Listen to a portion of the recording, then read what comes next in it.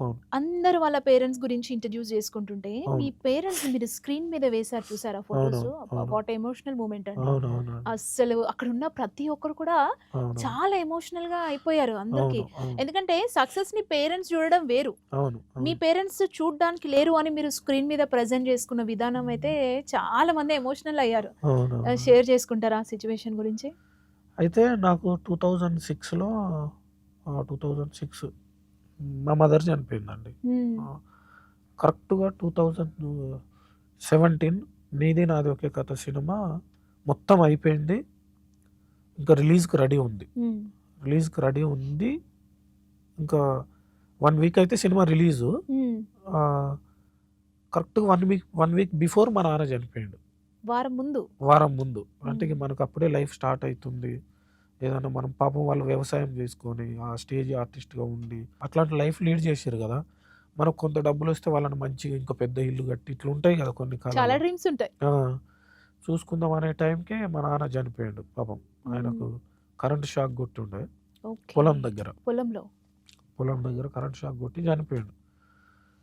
So, నా సక్సెస్‌ని వాళ్ళు చూడలేదు ఇద్దరు. హ్మ్. ఇద్దరు చూడలేదు. మొన్న 'రాజు వెడ్స్ రాంబాయి' సినిమా రిలీజ్ అయితే అందరూ ఫాదర్సు, మదర్సు అవును. అందరొచ్చి "అరే! భలే తీసినవు బిడ్డ" అని వాళ్ళకి సంబంధించిన రిలేటివ్స్ అందరొచ్చి వాళ్ళని పొగుడుతున్నారు. నేను హ్మ్. ఒక్కడినే ఉన్నా ఒంటరిగా. హ్మ్. ఇప్పుడు చెప్తుంటే నవ్వుతున్నా గానీ, ఆ రోజు చాలా ఏడ్చిన నేను. అందరూ హ్మ్. "భలే తీసినవు బిడ్డ" అని వాళ్ళ ఫాదర్సు, వాళ్ళ మదర్సు, రిలేటివ్సు అందరూ పొగుడుతుంటే నాకు అరే! మనకు లేరు గదా! అని నేను పక్కకెళ్ళిపోయి ఏడ్చిన. ఓహ్! పక్కకెళ్ళిపోయి లిటరల్లీ ఒక 5 నిమిషాలు ఏడ్చిన మా అమ్మ కాంతమ్మ. హ్మ్. మా అమ్మకు నాకు బాగా అటాచ్‌మెంట్ ఉండే. హ్మ్. తిట్టిన ఆ రోజు. ఆ! "ఈ అమ్మ బతికుంటే ఏమైందే నా తల్లి అమ్మ సక్సెస్ చూసి. 4 రోజులు బతికుంటే బాగుండు గదా! అప్పుడే ఎందుకు పోయినవే తల్లి" అని కార్‌లో కూర్చొని ఒక్కడినే ఏడ్చుకొని ఇగ మా నాన్నని ఆయనతోని కొంచెం అంటే బాగుండేది గానీ, మా అమ్మ హ్మ్. ఎక్కువ గుర్తొచ్చింది. నాన్న ఎక్కువ గుర్తొచ్చింది. హ్మ్. ఎట్లా ఇప్పుడు నేను అందరూ ఎమోషనల్‌గా ఉన్నారు. హ్మ్. నాకు ఎవరు లేరు. ఒక్కడినే ఒంటరి.